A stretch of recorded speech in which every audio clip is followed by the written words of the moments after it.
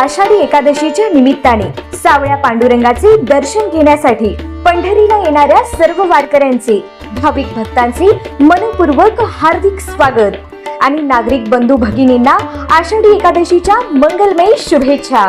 शुभेच्छुक आमदार देवेंद्र दादा कोठे, सोलापूर शहर मध्य विधानसभा सोलापूर।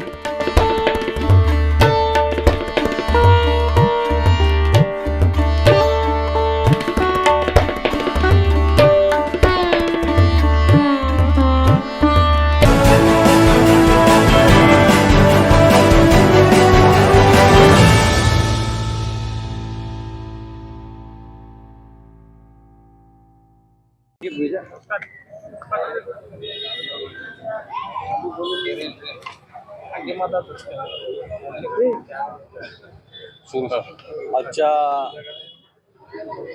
उपोषणाच्या निमित्तानं गेल्या 3 दिवसापासून आमचे सहकारी मित्र उपोषणाला बसलेले आहेत। मी काल रात्री सुद्धा या भागातून भेटून जावं त्यांना असं म्हणून मी इथनं गेलो, पण गर्दी फार होतं म्हणून मी तिथं आत येऊ शकलो नाही।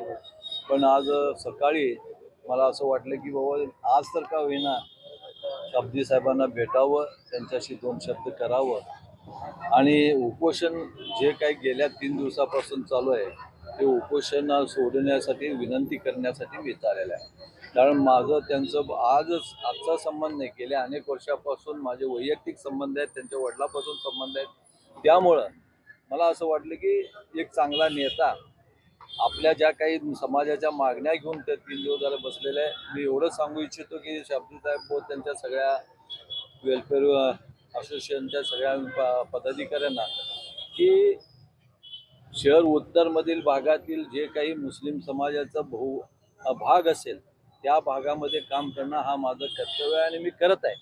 आणि जिथं कुठं मी कमी पडलं असेल मला दाखवून द्या, मी काम करतो।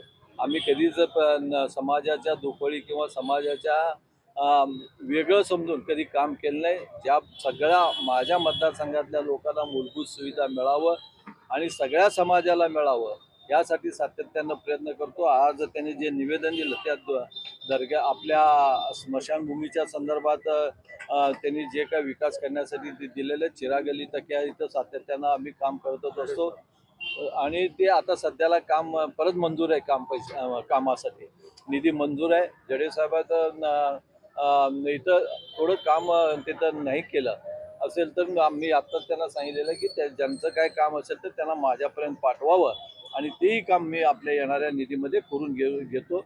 आणि मी अजूनही शाब्दी साहेबांना हे सांगितलं की तुम्ही माझ्या मतदारसंघात कुठल्या आपल्या समाजाच्या कुठे समाजाचा आहे म्हणून मी कुठे निधी दिलं नाही किंवा निधीला कुठेतरी कमी पडलं असेल तर मला जरूर सांगा। लोक ज्याप्रमाणे माझ्या मतदारसंघ हा गावठाण समाज असल्यामुळं सगळ्या समाजाचे लोक राहतात, एकही समाजाचं राहत नाही असं नाही, सगळ्या समाजाचे लोक राहतात।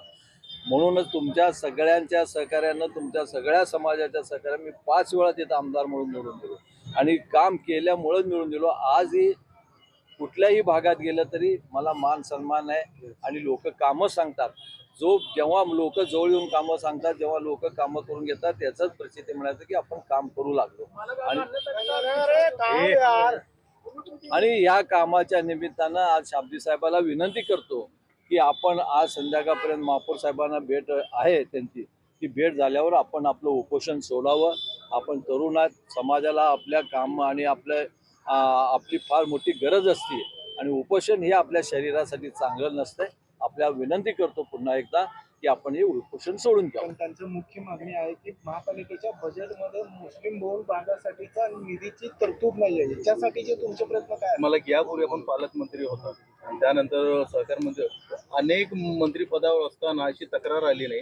आज पहिल्यांदा अशी तक्रार येते, मग महापालिकेत पक्षपातीचं राजकारण चालतं असं वाटत नाही? महापालिका सगळ्या समाजाला घेऊन चालणारी ही महापालिका आहे।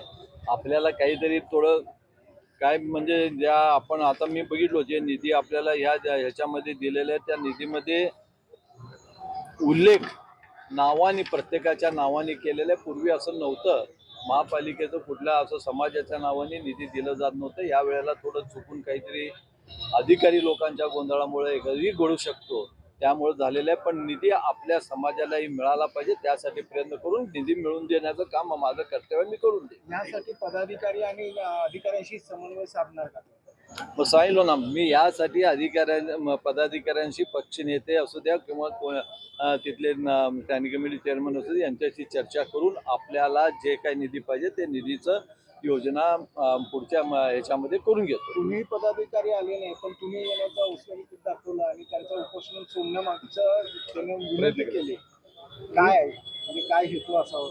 नाही, माझं काही हेतू नाही. माझा आज मी सांगितलं, मी माझ्या मतदारसंघात सगळे समाज मला समान आहेत. मी सगळ्या समाजाबरोबर घेऊन जातो नाही, पण शहरात आणि त्यामुळे मला वाटलं आला नाही, महापालिकेचा पदाधिकारी आला नाही, पण तुम्ही आला.